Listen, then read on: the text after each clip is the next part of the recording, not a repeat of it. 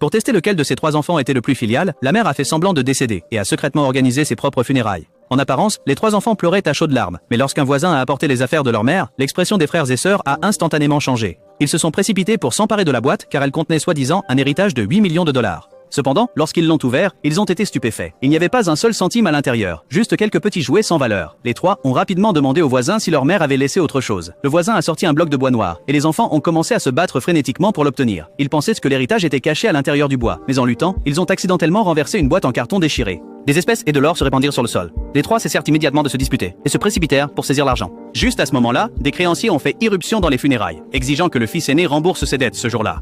Le deuxième fils, désireux de réclamer une plus grande part de l'héritage, a incité les voyous à emmener son frère. Furieux, le frère aîné a saisi un bâton en bois et a révélé un sombre secret. Il s'avère que les frères et sœurs avaient autrefois une sœur cadette, mais il y a 30 ans, le deuxième fils l'avait perdue. Toutes ces années, il avait menti à leur mère, prétendant que leur sœur avait été kidnappée. Furieux, l'aîné leva le bâton pour frapper son frère. Alors que la situation était sur le point de dégénérer, la mère apparut soudain devant tout le monde. Les 3 enfants se figèrent de stupeur, prétendant que rien ne s'était passé, et se précipitèrent hypocritement pour montrer leur inquiétude. Mais le cœur de la mère s'était déjà refroidi. Craignant qu'elle ne retienne l'argent, le deuxième fils se gifla désespérément, suppliant le pardon, promettant qu'il retrouverait leur petite sœur. Pourtant, la mère se retourna simplement et s'éloigna. Pour prouver leur piété filiale, les frères et sœurs louèrent à leur mère une villa luxueuse. Mais la mère, toujours en deuil de sa fille perdue, craignait que si leur ancienne maison était démolie, sa petite fille ne retrouve jamais son chemin. Elle a fait ses valises et est retournée au village, seulement pour subir une crise cardiaque à son arrivée.